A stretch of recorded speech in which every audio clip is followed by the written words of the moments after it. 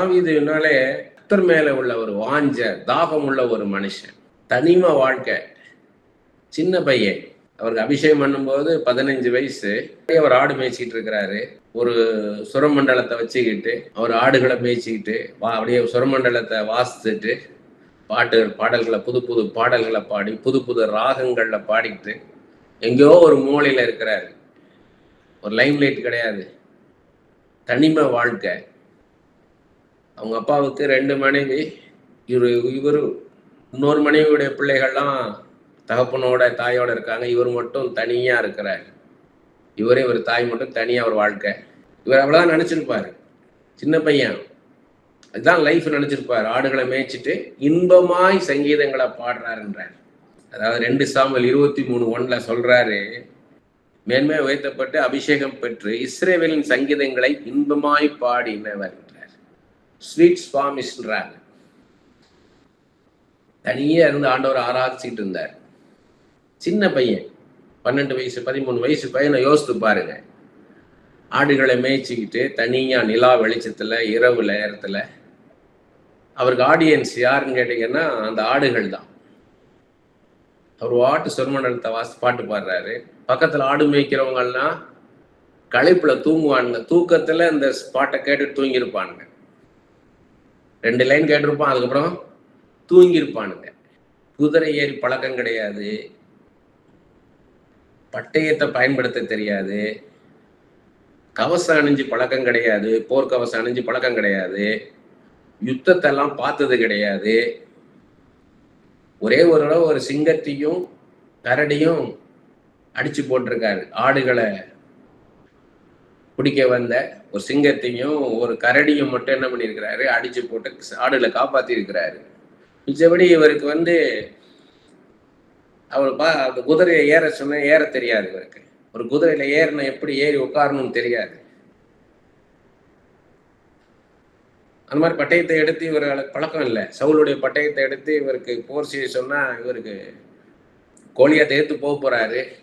சரின்னு சவுல் அவருடைய கவசம் பட்டயெல்லாம் கொடுக்குறாரு. கவசத்தெல்லாம் போட்டுட்டு பட்டயத்தெல்லாம் எடுத்து இதுக்கு அபியாசப்படலான்ட்டாரு.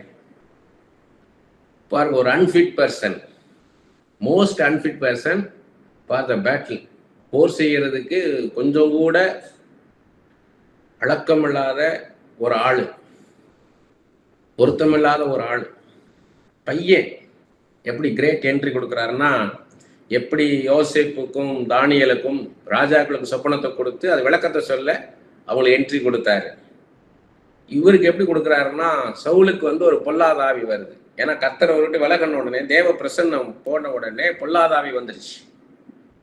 அது தேவனால் வரவிடப்பட்ட பொல்லாத ஆவின்னு இருக்கும் பைபிள்ல. அப்படி இல்லை, கர்த்தர் பொல்லாத ஆவி கொடுக்குறவர் இல்லை. இன்னொரு இடத்துல பொய்யின் ஆவியாக இருப்பேன், உடனே நீ பொய்யின் ஆவியா இருப்பாயின்னு கர்த்தர் சொன்னாருன்னு. அதெல்லாம் ரொம்ப ஆழமான விஷயம். அது இன்னொரு நாள் பார்ப்போம். ஆண்டவருடைய பிரசன்னம் போச்சுன்னா பொல்லாத ஆவி இறங்கிடும். இமைப்பொழுது உன்னை கைவிட்டேன் அப்படின்றாரு பாருங்க. அந்த ஒரு கண்ணிமைக்கு நேரம், ஒரு ஃபிராக்ஷன் ஆஃப் செகண்ட் பிரசன்ஸ் போச்சுன்னா அவ்வளவுதான், சமாதானம் போயிடும், அலக்களிப்பு வந்துடும். அப்படி சவுலுக்கு பொல்லாதாவி அலக்களிக்குது. அவன் எவ்வளவோ மெத்தடை ட்ரை பண்றாங்க அந்த பிசாசை விரட்டுறதுக்கு, முடியல. கடைசியில பாத்தீங்கன்னா ஒருத்தன் சொல்றான், ஈசாயின் குமாரில் ஒருவனை கண்டேன். அவன் வாஸ்தான்னா, சுரமண்டலம் வாஸ்தானா இந்த பொல்லாதாவி போகும். சரி, ட்ரை பண்ணி பார்ப்போம்னு கூப்பிடுறாங்க. உள்ள போய் இவர் வாசிக்கும் போது அந்த சீன் பல தடவை நான் சொல்லிட்டேன். நான் தாவீதை பத்தி நான் பேசின அந்த எபிசோட் பார்த்தீங்கன்னா அது டீட்டெயில்டா இருக்கும். நம்ம பார்க்க போறது நம்ம ஒவ்வொரு விஷயத்திலையும் பார்த்தீங்கன்னா, ரூத்தா இருக்கட்டும், அன்னாளா இருக்கட்டும், மோசேர் தாவீதா இருக்கட்டும், யோசேப்பா இருக்கட்டும், கஷ்டமான காலம் ஒவ்வொரு நாளும் எப்படி இருந்தது அவங்க day to day life, the suffering days, அதுதான் நம்மளுக்கு முக்கியம்.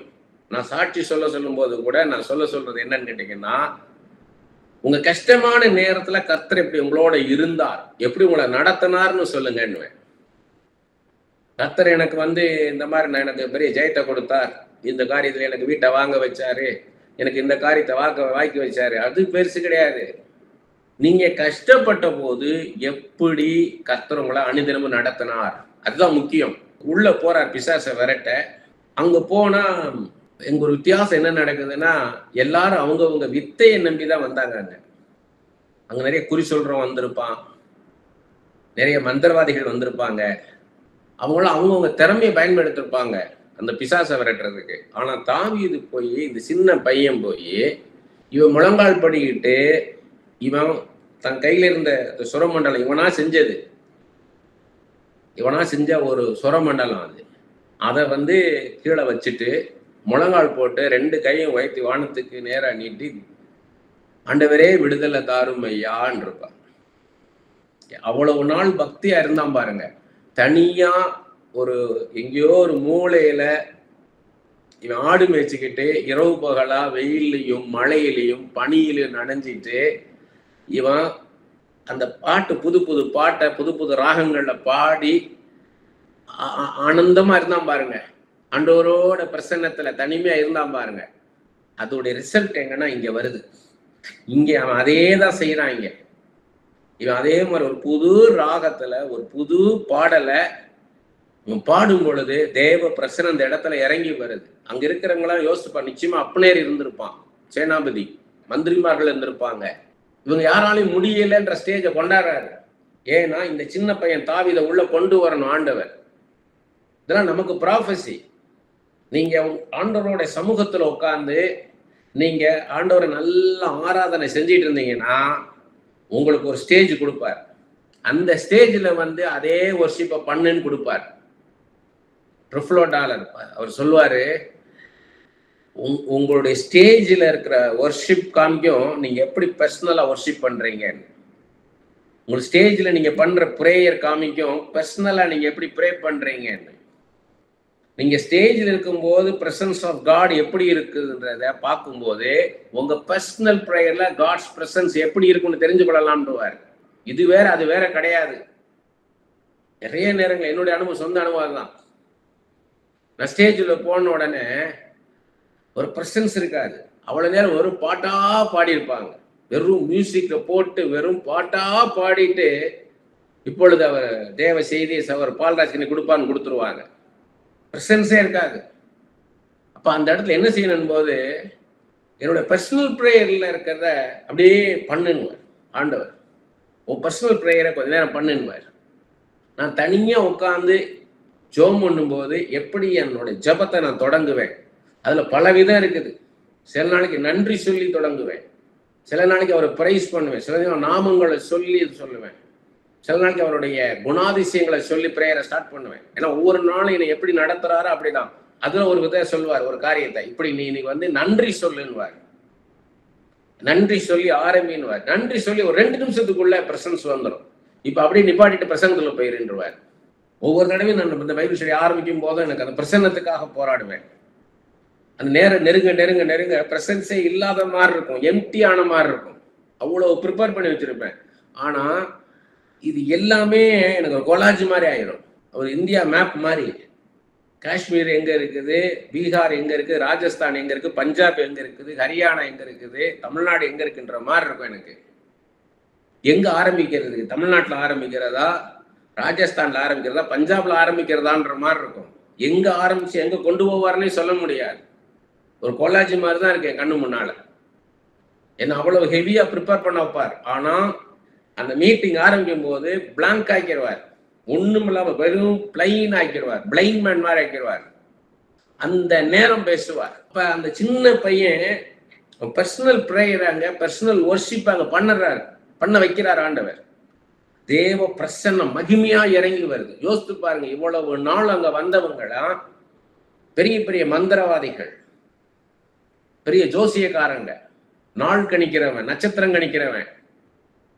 ஆனா இப்ப வந்து யார் இருக்கான்னு கேட்டீங்கன்னா சாதாரண சின்ன பையன் வந்து உட்கார்ந்து இருக்கிறான். அந்த சின்ன பையன் வந்து உட்கார்ந்து இருக்கிறான். இது எல்லாரும் பாக்குறாங்க. சின்ன பையன் உட்கார்ந்து சுரமண்டலத்தை வாசிக்கும் போது தேவ பிரசன்னம் இறங்கி வருது. இவ்வளவு நாள் இல்லாத ஒரு காரியம் அங்க நடக்குது. அது வரும் பொழுது என்ன ஆகுது, அங்க அற்புதம் நடக்குதுங்க. எவ்வளவு பேர் இருக்காங்க. ஒரு பெரிய பெரிய மந்திரவாதிகள் நிக்கிற இடம் யோசித்து பாருங்க. அந்த மாதிரி இடங்கள் போனீங்கன்னா தெரியும்.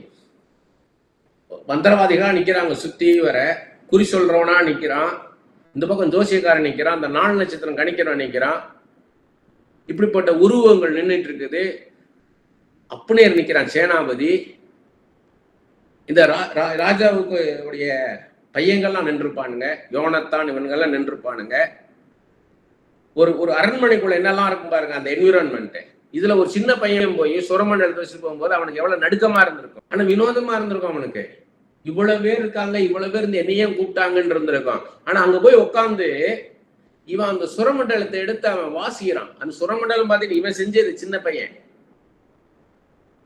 இவன் வந்து என்ன வந்து ஜப்பான்ல செஞ்ச இன்ஸ்ட்ருமெண்டா வந்திருக்கும்ல, ஜெர்மன்ல பண்ண இன்ஸ்ட்ருமெண்டா இருந்திருக்கும் இவன்ட்ட. இவன் கையில இவனா இந்த கிட்டிப்பல்லுன்னு போனாங்க எங்க ஊர்ல. கிட்டிப்பல் விளையாடுறது நாங்களா மரத்துல செதுக்கி வச்சு விளையாடுவோம். அது மாதிரி ஒரு மரத்துல நான் கம்பியை கட்டி வச்சுக்கிட்டு வாசிக்கிட்டு இருந்தான். அதை வச்சுட்டு இவன் வாசிக்கிறான். இவன் வாசிக்கும் போது தேவ பிரசன்னம் அந்த இடத்துல இறங்கி வருது. தேவ பிரசன்னம் இறங்கி வரும் பொழுது எப்படி இருந்திருக்கும் எல்லாருக்கும்? வெறும் சவுலுக்குள்ள மாத்திரம் தேவ பிரசன்னம் வந்திருக்காது. அங்க தேவ பிரசன்னம் அந்த அறை முழுவதும் வந்திருக்கும்.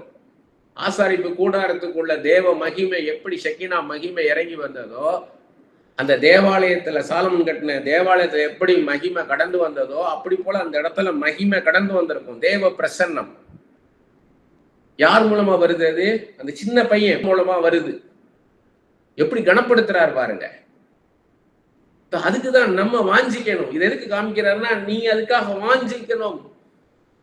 நீங்க தனி ஜபத்துல ஆண்டவரே உங்களுடைய பிரசன்னம் கடந்து வரணும். நிறைய பேர் பாத்தீங்கன்னா சொந்தமா ஜெபிப்பாங்க, கஷ்டமா இருக்கும்.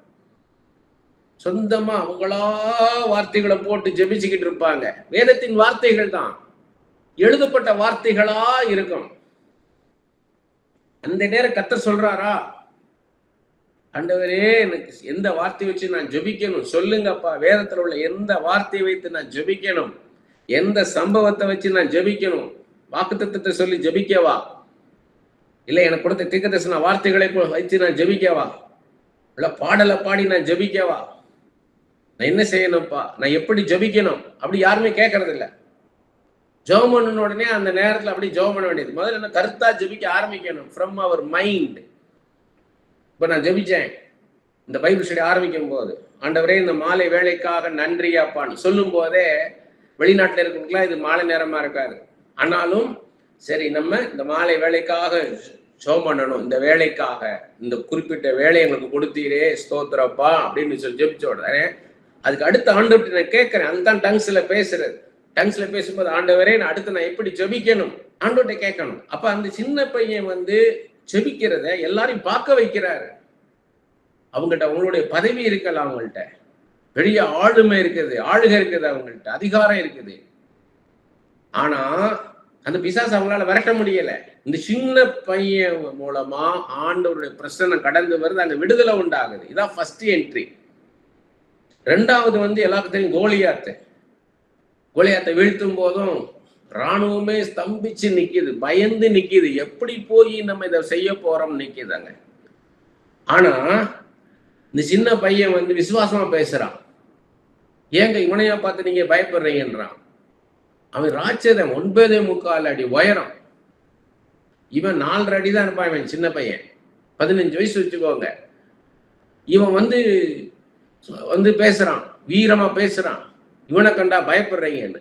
இப்ப எல்லாரும் எப்படி பார்த்திருப்பாங்க? இவனை பைத்தியக்கார மாதிரி பார்த்திருப்பாங்க. இவன் சண்டே கிளாஸ் போறவன். இவன் சண்டே கிளாஸ் போறவன் வந்து இவன் பேசுறான் பெரியவங்கள்ட்ட பார்த்து, இவனை கண்டா பயப்படுறீங்கன்னு. கடைசி பத்தி அவனை கொண்டுதான் வீழ்த்துறாரு. 2 என்ட்ரி கொடுக்குறாரு. அந்த 2 என்ட்ரி விஷுவலா நம்ம பார்க்கணும். அதுல விஷுவலா பார்க்க வேண்டியது என்னன்னு கேட்டீங்கன்னா, எங்கேயோ ஒரு மூலையில ஆடுகளை மேய்ச்சிக்கிட்டு இருந்தார் இல்லையா சின்ன வயசுல, ஒரு 12 வயசு 11 வயசு 12 வயசுல. அதை யோசித்து பார்க்கணும். ஆனா அதுதான் அவரை மேன்மையா உயர்த்துவது. பின்னாடி பாத்தீங்கன்னா 1 நாளாகமம் 23 அதிகாரம் 5வது வசனத்துல ஒரு கொயர் பாடகர் குழுவை வைக்கிறாரு, ஏற்படுத்துறாரு. 4000 பேர் துதி செய்வதற்காகவே 4000 பேர்.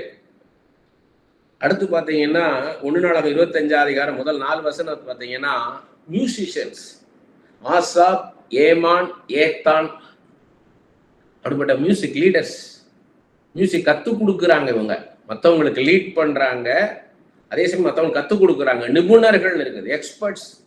They are experts in music. சங்கீதம் 88 பார்த்தீங்கன்னா ஏமான் எழுதுனதுன்னு இருக்கும். சங்கீதம் 89 பார்த்தீங்கன்னா ஏத்தான் எழுதுனது. இவங்க நிறைய எழுதுனாங்க. ஆனால் நம்மகிட்ட இருக்கிறது இதுதான். இவங்கெல்லாம் அவர் கூட வச்சிருக்கிறாரு. செகண்ட் லேயர் லீடர்ஸ் இவங்கெல்லாம் மியூசிக்ல. அதுக்கப்புறம் பார்த்தீங்கன்னா 1 நாளாகமம் 23 அதிகாரம் 5வது வசனம், 2 நாளாகமம் 29 26, ஆமோஸ் 6 5 இதெல்லாம் பார்த்தீங்கன்னா தாவீது பண்ணுவித்த கீத வாக்கியங்கள். அவர் தாவீது கீத வாக்கியங்களை உருவாக்கி இருக்காரு. புது புது கீத வாக்கியங்களை புது புது ராகங்கள்ல பாடினாரு, புது புது வார்த்தைகளினாலே பாடினாரு, புது புது வாத்தியங்களை உருவாக்குனார். எங்க கொண்டாந்து பாருங்க, அந்த ஒரு சின்ன பையன் அவன் கையில சுரமண்டலத்தை கொடுத்தவர் அவனை ராஜாவாக்கி என்ன பண்ண வைக்கிறார் பாருங்க. அதே மாதிரி 1 நாளாக 22 அதிகாரம் 5வது வசனத்துல, என் கர்த்தர் மிகப்பெரிய தெய்வம், மிகப்பெரிய ஆண்டவர், அவருக்கு நான் மிகப்பெரிய ஒரு ஆலயத்தை கட்டணும்ன்றார். பிரம்மாண்டமா இருக்கணும், பார்க்கிறவங்க எல்லாம் பார்த்து பிரமிப்பூட்டும்படியா இருக்கணும்ன்றார். எவ்வளவு பெரிய ஆசை பாருங்க. ஆண்டவர், என் ஆண்டவர் எவ்வளவு பெரியவர், அவருக்குள்ள அப்படி இருந்திருக்குது. அதே மாதிரி அப்போஸ்தலர் 13:22 ஆண்டவர் சொல்றாரு, a man after God's own ஹார்ட்ன்றார். என் இருதயத்துக்கு ஏற்றவனாக கண்டேன், என் சித்தத்தை அவன் செய்வான்றார். 1 ராஜாக்கள் 15:5 சொல்றார், பத்சேபாளின் காரியத்தை தவிர அவன் ஒரு பாவம் செய்யலன்றார். அந்த ஒரு பாவம் தான், அவன் அதுக்கும் நான் மன்னிப்பு கேட்டான்றார், மனம் திரும்பினான்றார், என் சித்தத்தை அவன் செய்வான்றார். இதுதான் நம்மள்கிட்ட எதிர்பார்க்கிறது. அவருடைய சித்தத்தை செய்யணும். இங்க சமாரிய ஸ்திரீட்ட பேசிக்கிட்டு இருக்கிறாரு, பசிக்குது, சாப்பாடு வாங்கிட்டு வர சொல்றாரு. சாப்பாடு வாங்குறதுக்காக சீசனுக்கு போயிருக்காங்க. அப்பதான் சமாரியஸ்கிட்ட பேசிட்டு இருக்காரு. அப்ப அவங்ககிட்ட சொல்றாரு, நீங்கள் அறியாத போஜனம் ஒன்று இருக்கிறது என்றார். நான் சாப்பிட்றதுக்கு நீங்கள் அறியாத போஜனம்னா என் பிதாவின் சித்தத்தை செய்வதுதான். அதான் ஸ்பிரிச்சுவல் ஃபுட்ன்றது. நம்ம ஆவிக்குரிய உணவு என்னன்னு கேட்டீங்கன்னா ஆண்டவருடைய சித்தத்தை செய்யறது தான். அதுதான் அர்ப்பணிக்கப்பட்ட ஒரு வாழ்க்கை. ஏற்கனவே நம்ம சொல்லி பல தடவை பார்த்துருக்கோம். நெக்ஸ்ட் கிங் இவர் தான் சொல்லி இவர் அனாய்ட் பண்ணிட்டாரு சாமுவேல். ஆனா அவர் அவசரப்படலை, காத்திருக்கிறார். கர்த்தருடைய சித்தத்துக்காக, கர்த்தருடைய வேலைக்காக காத்திருக்கிறார். அவருடைய சன்ஸ் எல்லாம் பார்த்தீங்கன்னா அவங்களும் அவசரப்பட்டாங்க. அப்சலோம், அதோனியா இவங்கெல்லாம் ராஜாவாகிறதுக்காக அவசரப்பட்டாங்க.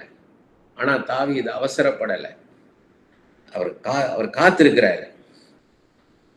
இதுல நம்ம என்ன பார்க்கிறோம்னா, ஒரு சின்ன பையனை கொண்டு போய் ஒரு பெரிய காரியத்தை ஆண்டவர் செய்யறாரு. ஒரு சாதாரண ஒரு பையன், எ பாய் became a king. அதுபோல நம்மளை ஒரு சாதாரணமா நம்ம தெரியலாம், ஆனா நம்மளை கொண்டு கர்த்தர் ஒரு உயர்ந்த ஸ்தானத்துல உட்கார வைப்பார். இவர்கிட்ட என்ன குவாலிட்டி பார்த்தாரு? நல்லா ஆண்டவர் ஆராதிச்சார், நல்லா ஆராதிச்சார். ஆராதிக்கிறவனை, தன்னை நேசிக்கிறவனை ஆண்டவர் என்ன பண்றாருன்னா ஒரு பெரிய ஸ்தானத்தை கொடுத்து அழகு பார்க்கிறார். ஒரு பெரிய ராஜாவுடைய இடத்துல உட்கார வச்சு ஒரு தீர்க்கதரிசியாக, ஒரு ராஜாவாக, ஒரு சங்கீதக்காரனாக அவரை வச்சு உயர்த்தி பார்க்கிறார் ஆண்டவர். இந்த உலகத்துக்கு காமிக்கிறார், என்னை நேசிக்கிறவங்களை நான் எப்படி ஆசீர்வதிப்பேன் பாருன்னு காமிக்கிறார். நம்ம இதெல்லாம் கத்துக்கிடணும். நம்ம இதெல்லாம் பார்த்தீங்கன்னா கஷ்டம் இல்லாத இல்லை இவருக்கு. முதல்ல சவுலுக்காக தப்பி ஓடுறாரு, அடுத்து மகன் அப்சலோமுக்காக தப்பி ஓடுறாரு. ஒளிஞ்ச வாழ்க்கை, ஹிடன் லைஃப். சிங்க கெபியில போய் ஒளிஞ்சிருக்கிறாரு.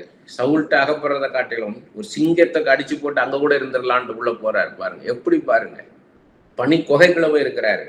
அந்த மாதிரி நம்மளுக்கும் லைஃப்ல இருக்கும்ன்றார். நம்ம எல்லா நேரமும் நம்ம சௌகரியமா இருக்கலாம் அப்படின்னு நினைக்க முடியாது. கஷ்டமான காலங்கள் உண்டு. தாவீது கஷ்டப்பட்டதை காமிக்கிறார். அவர் பிள்ளைகள்லாம் வேற வேற ரூட்ல போயிட்டாங்க. இவர் கண்டிக்க முடியல இவரால. கிட்டத்தட்ட ஏலியன் குமாரர்கள் மாதிரி போயிட்டாங்க ஒவ்வொருத்தருடைய லைஃபும். அப்ப அதுலயும் நம்ம கத்துக்கிடணும். நாம மாத்திரம் நல்லா ஜெபிச்சு, நல்லா ஆராதிச்சு, வேதத்தை தியானிச்சு பக்தியா இருந்தா போதாது. நம்ம பிள்ளைகளை நல்லா ஜெபிக்க வைக்கணும். முதலாவது வேதத்தை நல்லா கத்து கொடுக்கணும். பக்தியா இருந்தாலும் சரியான பக்தியா இருக்கான்னு பார்க்கணும். பைபிள் படிக்கிறேன்னா பைபிள் படிக்கிறேன் பிள்ளைன்ற கூடாது. என்ன படிக்கிறான், பைபிள்ல இன்னைக்கு என்ன கத்துக்கிட்டான் முக்கியம், அவங்கள ஜெபிக்க சொல்லணும். ஃபேமிலியா ப்ரே பண்ணும்போது அவங்கள ப்ரே பண்ண சொல்லணும். எனக்கு தெரிஞ்ச ஒரு பையன் பார்த்தீங்கன்னா, அவன் சின்ன பையனா இருக்கும்போது ஒரு ஜெபம் பண்ணான். சின்ன பையன் ஜெபம் பண்றான், ரைட், இந்த மாதிரி ஒரு பாரம்பரிய ஜெபம்.